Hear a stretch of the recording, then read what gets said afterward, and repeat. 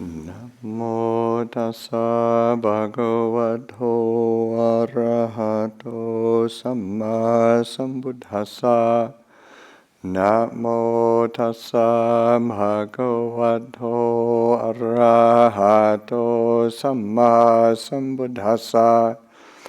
Namo tassa bhagavato arahato samma sambuddhassa. Buddhaṃ Dhammaṃ Sanghaṃ Namasami.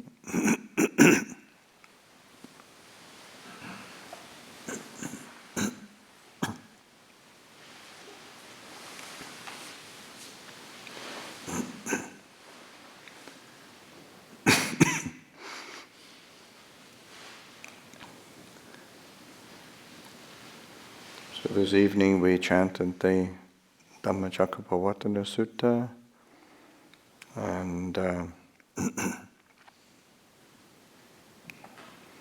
it's always a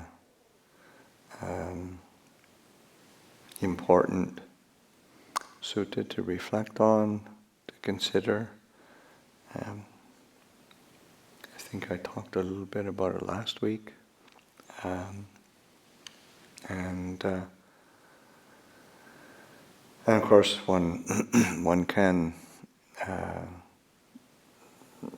talk about it, reflect on it from many different angles, and it's such a rich area of contemplation, and certainly the Buddha placed the Four Noble Truths front and center in his teaching, and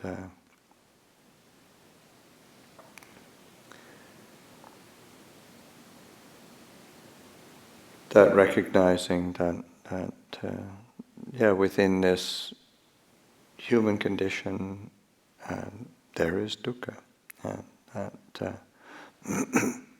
and there is this experience of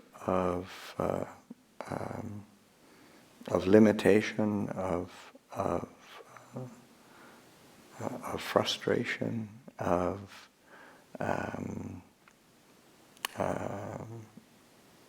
all the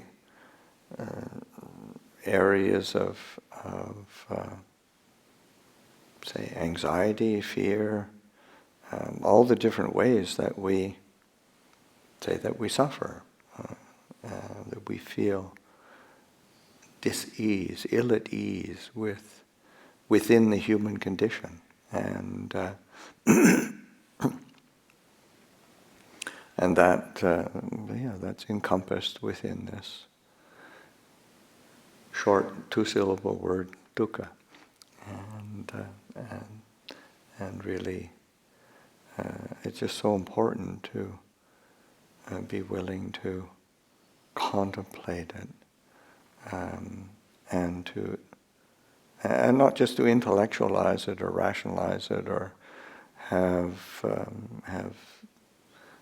intelligent theories about it, but to be willing to feel it, to experience that. And of course that because that's a major motivation for the path, and of course this is these Four Noble Truths are they are Four Noble Truths. There's the truth of dukkha, and then there's the cause, the origin of dukkha, cessation of dukkha, path leading to cessation of dukkha. So these are, but it's hard to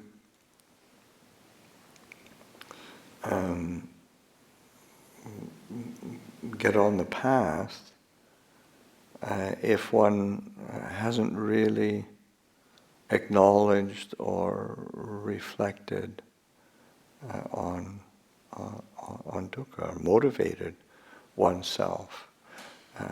Because there's always the wishful thinking that somehow it'll go away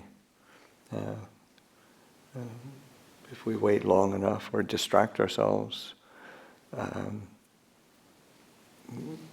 well enough. Somehow it'll be better, or we get overwhelmed and get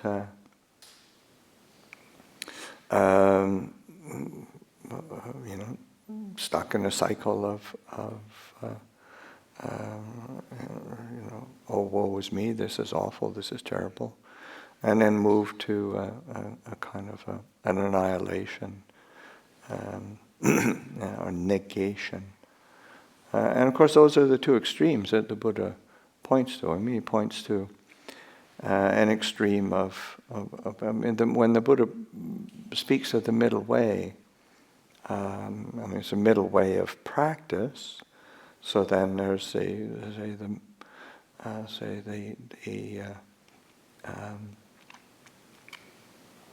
two extremes of sensual indulgence, kama sukhala kana yoga, and that kind of distraction mode, keep myself busy or keep myself distracted, keep myself in some kind of object of fascination or attention somehow. And or the other extreme in terms of practice is that attakila matana yoga, the extreme of self-abnegation, or the say in the Buddha's time that self-torment, self-torture, trying to deny oneself. So those are say a middle way of practice, but it's also a middle way of view that the Buddha is pointing to when we think of say this middle way of the Buddha as being, say, of the Dhamma, of truth, and that view of say eternalism, in the sense of if I could just find something that would be permanent, stable, secure, and then of course religious traditions have come up with all sorts of theistic or spiritual kind of solutions to that. There's some kind of realm of existence that is pleasant, or we take it on just that seeking of some kind of identity, or the extreme of say annihilation of identity, that sense of a nihilistic view. There is nothing. There's just these four elements, and then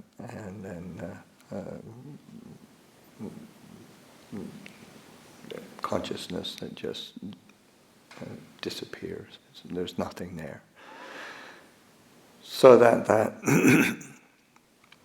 a middle way between the view of there is something and there is nothing, or seeking a something, or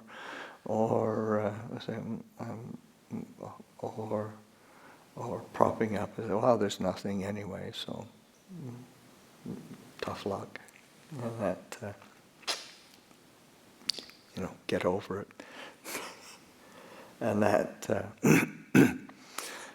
so that but the Buddha is looking at there is a middle way, both in terms of view and in terms of practice. That if we reflect and investigate, and in particular, take to heart this truth of dukkha, that fundamentally, whether we view the world as in some kind of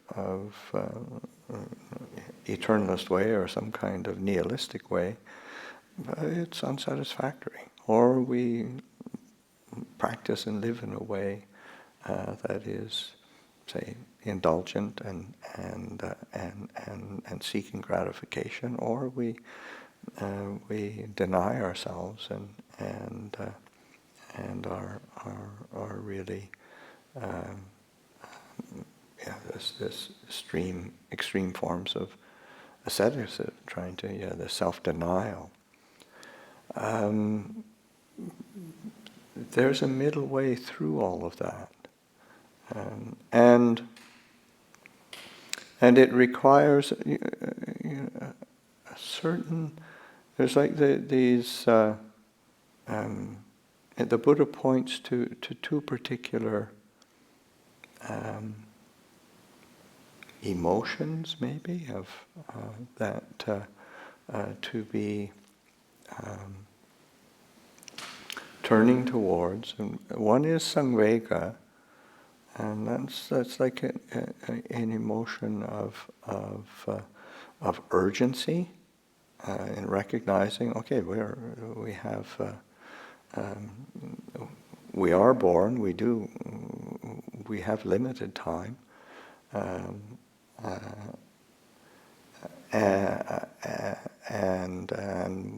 we have limited resources in terms of just the foibles of that we get caught in, and the unreliable nature of our own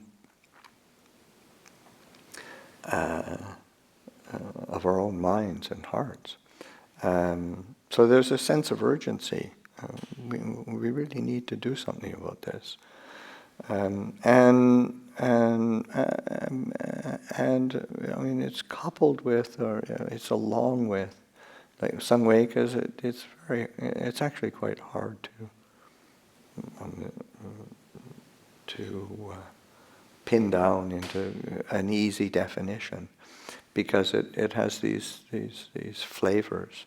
So one is of urgency, another is of maybe a certain dismay at the limitations that we do have, or the limitations of the world around us, and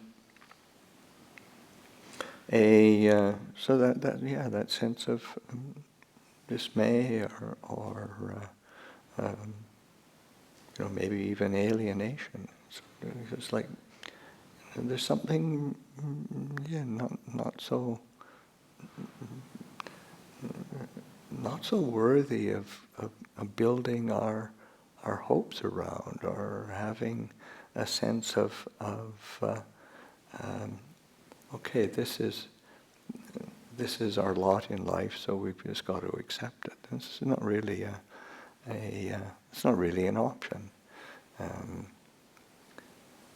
and so that's something that the Buddha points to as an emotion to be cultivating, to be reflecting on. That's why dukkha is a very clear encouragement to be putting attention. But the other say emotion to be cultivated, and the Buddha speaks of them almost in the same breath, is pasada, which is a certain, like a serene confidence, or a certain joy, a certain clarity this quality of pasada. There's a clarity, a serenity, a confidence, a faith, and it's a very bright state. And Sangvega is not a miserable state. This is the thing, and some of the qualities that the Buddha points to that are, say, in the English language would be sort of miserable states of mind. That's not the actual experience. The actual experience, say, of Sangvega is say, when it's like urgency, it's not like this frantic kind of flailing, or even the sense of dismay. It's more like there's a clear recognition. There's implications of being born and having a human life. It's not. This isn't going to end like a fairy tale. It's not how it works. This is not This is not a Hollywood ending. I mean, this is really there's a problem here, and there's a clarity there, and the mind is really motivated. The heart is alert and awake, and says, what do I do? How do I work with this? I need to work with this, so then there's this pasada, this confidence, this faith, this clarity, serenity. And so those qualities together are qualities to be cultivating, and that's one of the, say, the results of contemplation of these Four Noble Truths. that reflecting on dukkha, reflecting on dis-ease, stress, and looking to what is the origin? Where does it arise from? Because it's not just there as a permanent condition. If it was, then there wouldn't be a way out. And the Buddha makes it very clear, there is a way out. There is a cessation of suffering. There is an end to this dukkha, and there is a path leading to the end. And this is the structure of the Four Noble Truths has an ancient origin in that the Buddha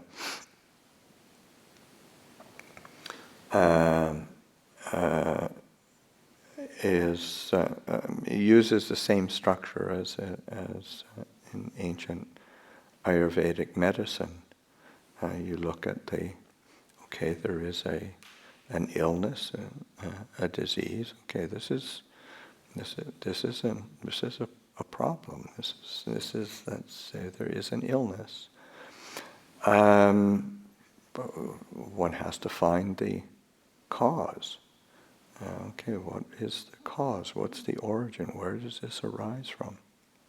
Is there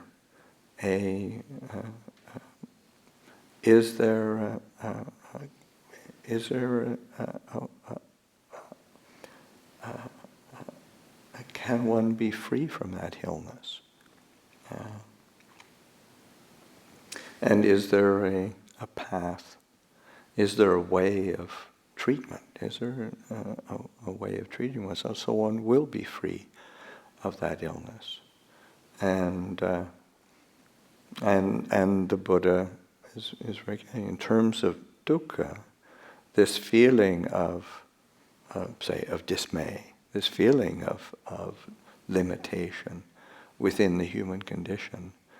That is something that it has a cause, and that of course that's the different forms of craving and attachment. There is a possibility of cessation. There is an ability to bring this to an end, and there is a way of training, way of practice that will lead to that end. So that this is a complete teaching, because there's some say that there are some say that we reflect on the nature of illness and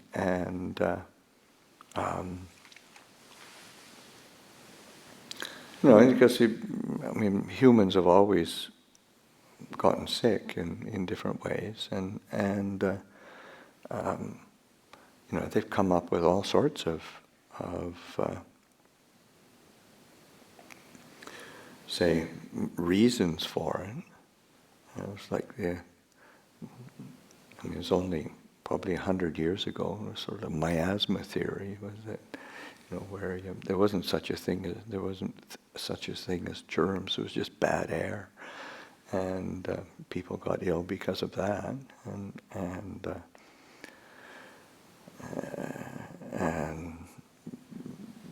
that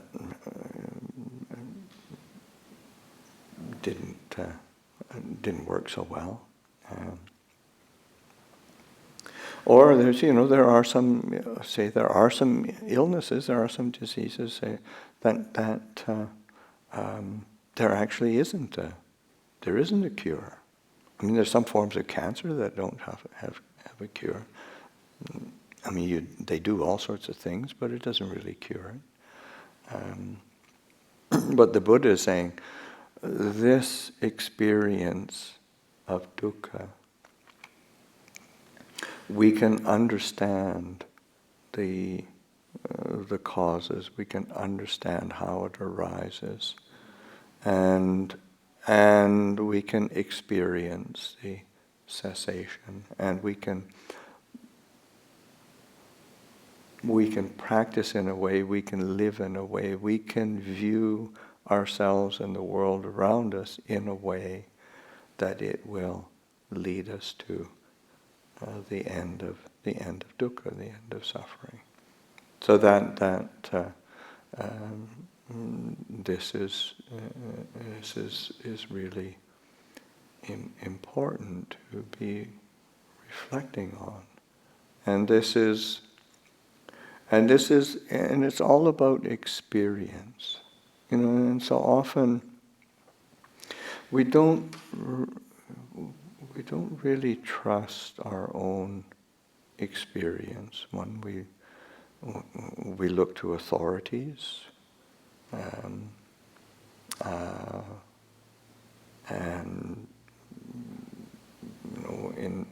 or we look to external aspects of, and that's so much of the world. The solutions to the human predicament are found in theistic solutions, and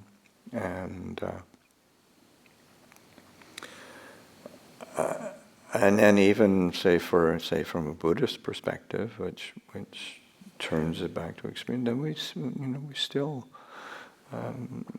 it's hard to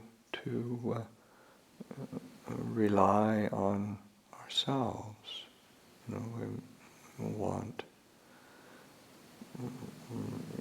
Oftentimes, you want teachers to tell you what to do, or you want authorities to, or we want some kind of.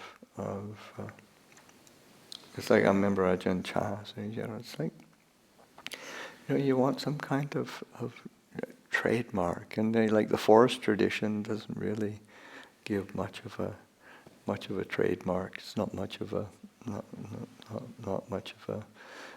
a brand name behind it. But they keep pointing back.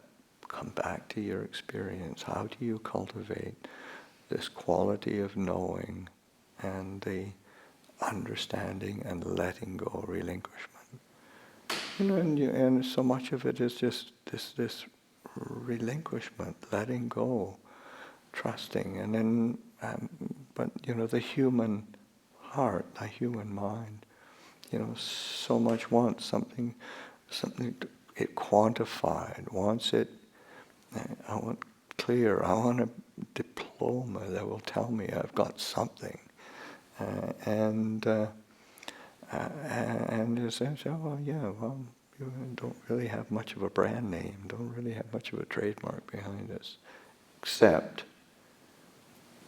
the experience of freedom from suffering. I mean, that's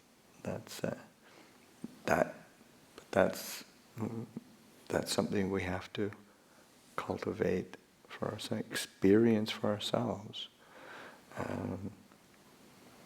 That's let's say the quality of the Dhamma, pachatang veditabo vinyuhi, is for each wise person to know for themselves, and because it doesn't really matter how many books one reads or how many degrees one has behind one's name. If you're still suffering, you're still suffering. That's an experience, and to be able to turn that attention back to that experience. And there's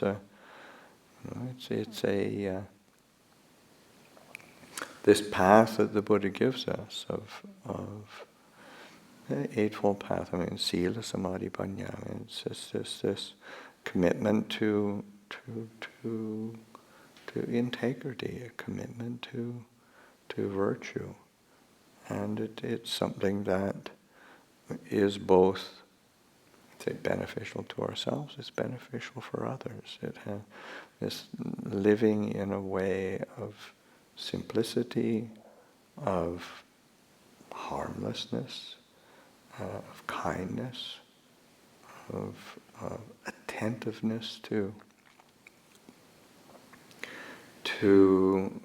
what's actually right, what's really true, what's actually in accordance with Dhamma.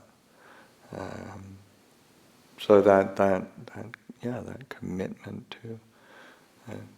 to the good, commitment to the true, a commitment to training our attention, training our hearts, so that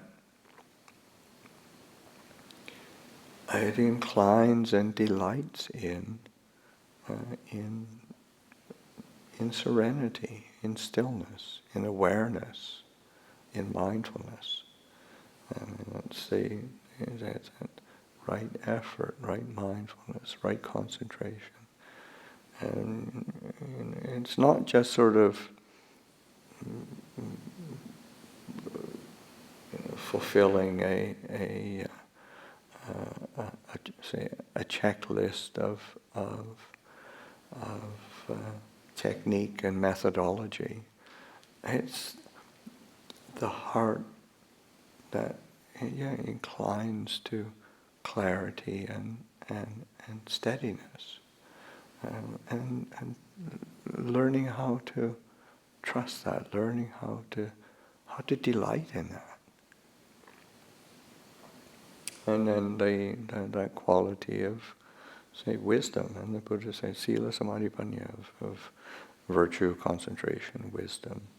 Wisdom isn't some particular bit of knowledge, even though you can say, okay, knowledge of Four Noble Truths, knowledge of three characteristics, knowledge of dependent origination. I mean, yes, but it's much more that clear recognition of, okay, this is what accords with Dhamma. This is what accords with truth. And there's a letting go. There's a relinquishing. There's a willingness to not hold on to either that desire or expectation of something, or that creating out of an identity, creating of a position of I, me, and mine, and that relief from the I making, the mind making, the underlying tendency to conceit. I mean, it's in Pali that ahankara, mamankara, mananusaya. These are the deep-rooted tendencies that is constantly driving us to be dissatisfied, to be ill at ease, to be fearful, because we're holding on to a position, identity of some sort. And you can't just negate it. That's not, again, that middle way of view is not a propping up of identity or a negation of identity. It's not a nihilistic path. It's not a path of acquisition. It's a path of seeing and letting go. And this is what, say, Ajahn Chah, and he says, Buddhist practice is very simple, straightforward. It's all you need to do is just know and let go. Of course, it's easy to say that, but to maintain it, to penetrate it, to live it, there's a few things we have to do in order to accomplish that. So but certainly just getting the mind around that and recognizing this path that the Buddha is laying out for us, and then these emotions to be turning our attention to, the quality of Sangvega, and that sense of kind of a sense of urgency, a sense of a certain sense of dismay. Okay, we're in deep shtuk here, and we need to do something, and that's you can't get frantic about it. That quality of pasada is that sense of confidence, of faith, of joy, of brightness. And so that is this turning and just reflecting on the incredible good fortune that we have, this human birth, where a life that is lived without awareness and without much purpose, it's pretty grim. But a life well lived, a life that has, say, the guidance of refuges of Buddha, Dhamma, Sangha, right? The example of the Buddha and the awakened disciples are it's amazing. It's incredible good fortune. And so that sense of pasada, nurturing that, looking after that, caring for that. So that these are the qualities that we reflecting on, contemplating, cultivating. And of course the ground is these Four Noble Truths. Dhammacakkappavattana Sutta, we chanted it tonight. It's always worthy of contemplation and reflection. So I'll offer that for consideration this evening.